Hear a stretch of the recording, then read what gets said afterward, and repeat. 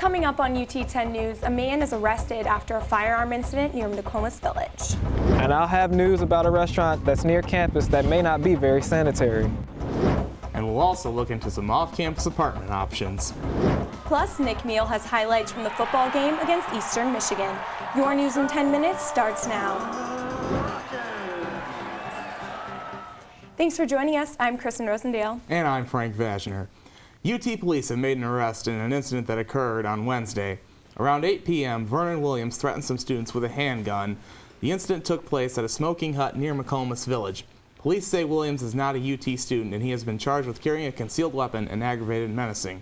Both charges are fourth-degree felonies. If convicted, he could face up to 36 months in prison and a $10,000 fine. The food you eat may be delicious, but isn't as great as you think. Reporter Roderick Haupt looked into how healthy the food is on and around campus. The UT community have numerous places to eat both on and off campus. Based on restaurant inspections from the Lucas County Health Department, many popular restaurants are not very sanitary. These health code violations, if not treated in a serious manner, can cause a restaurant to close down. The Oasis on Dorr Street across from UT's main campus had 15 health code violations alone. These violations include improper cooling of meat and food being stored on the floor. I know multiple people and people that still today, I mean, they tell me that they get food poisoning going to certain places and eating certain things at certain diners. On-campus dining also has had health code violations. Dining halls are known to sometimes have food held at unsafe temperatures, some employees eating in the kitchen of the restaurants, or hot water not working to clean the dishes, which are all critical violations of the health code. Illness can be a result of these conditions. For more information on restaurant inspections, check out the link on our website. I'm Roderick Haupt for UT 10 News. Flu season is underway, and the university is still giving out flu shots for the next 3 weeks. According to the CDC, 36,000 people die each year from the flu in the U.S. Since October, UT has been giving out flu shots to the community for free with proof of a Rocket ID. Doctors say the best way to avoid getting the flu is with a vaccine. The shot helps build up your immunity against the virus. It's not a long-term one, okay? And so if you get it way too early, you really have a decreasing immunity just when the peak hits. Here are the times and locations to get a flu shot in November on both the Maine and Health Science campuses. Flu season usually peaks in January through February. Music and poetry readings are now live at the UT Bookstore. The traditional coffee shop-inspired performances are meant to engage customers. Bookstore General Manager Colleen Strayer recruited students from the UT Music Department. Freshman Ben Vasco was the first student to perform at the cafe. Performers receive coupons to the bookstore and are entered to win free books for the spring semester. It's been a dream of mine since we opened this store that I want to use the space to show off what our UT students are all about. As of now, there are weekly performances on Tuesdays, Thursdays, and Fridays at various times. The performances are free and open to the public. Living arrangements around the university can be very expensive these days. Alexa Marie Pitt has more on low-cost apartments and safer options. If you live within 1 mile of main campus, students pay up to $1,200 for a 2-bedroom apartment, but you get more amenities, including gas, cable, and furniture. Totally worth it. I feel safe. I'd rather spend a little extra to feel safer in my apartment and have the amenities that I have. If you live over a mile away from main campus, the students can pay as low as $600 for a 2-bedroom apartment.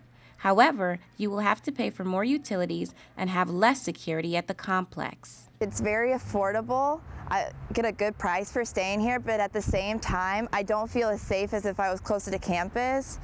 Apartments like Old Town and University Hills, which are located right next to campus, have higher prices and are safer, while apartments that are 2 miles away from campus, like Hunter's Ridge, cost less but are located in higher crime areas.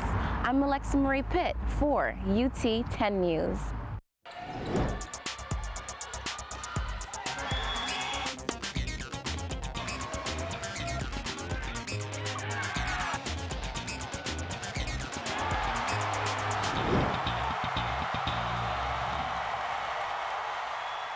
I'm Nick Meal, and this is your UT 10 Sports. It was a busy weekend for the Rockets as the football team took on Eastern Michigan and the swimming and diving team hosted the Ball State Cardinals.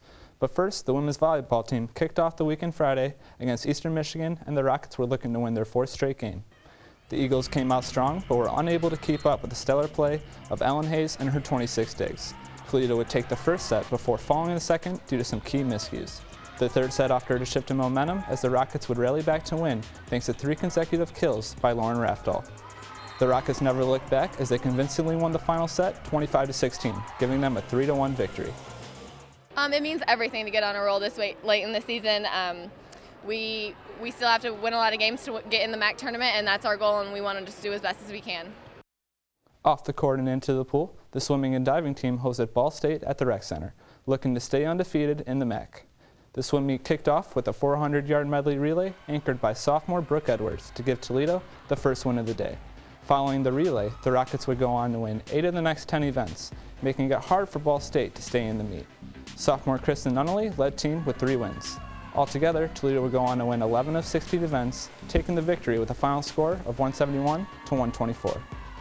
Now on to the Glass Bowl, where the Rockets took on Eastern Michigan Eagles and worked to improve their record to 6-3. With 2 close wins coming in the past 2 weeks, the Rockets looked to make a statement.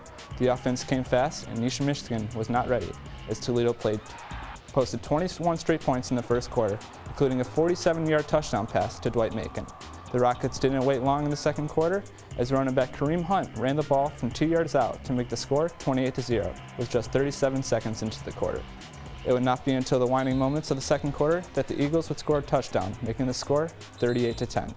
Not much would change in the second half, as the Rockets' defense continued to stand tall and the offense continued to score points, including an 80-yard bomb to receiver Justin Olak for a touchdown near the end of the third quarter. The Rockets went on to win the game 55-16, with 729 yards of offense, marking a season high and ranking 3rd most in school history. You know, last week we got off to a really good start and we didn't sustain it, you know. And so we talked a lot about that is let's get off to a great start, but let's sustain that. The Rocket basketball season is right around the corner. The men and women hosted exhibition games in Savage Arena on Sunday. The women faced off against Division II powerhouse Ashland. The Rockets came out strong, took the lead, and never let it go. UT was up 22 points after the first quarter and continued to widen the gap in the second, demolishing the Eagles 83-38. Next up were the men, taking the court against the Hillsdale Chargers. The team battled hard, with the Rockets trailing by 4 at the half. A tie score at the end of regulation play put the game into overtime, where a buzzer-beating jumper gave the Rockets the win 85-84. The games gave some Rocket athletes a chance to get comfortable on the court in front of a crowd. As a freshman, I felt like it was a good way to, come down and calm down a little bit, come out and get the nerves settled. The Rockets begin regular season play here at home on Saturday. It's hard to believe basketball season is already here. Yeah, can't believe it. Yeah, and back to football for a minute. The Rockets have 3 more games in regular season, so what do they have to do to get in the MAC championship? Well, the Rockets need to win the next 3 games, and then Ball State needs to lose to NIU. Wow. Oh, sounds like it's going to be a tough road for the Rockets in November.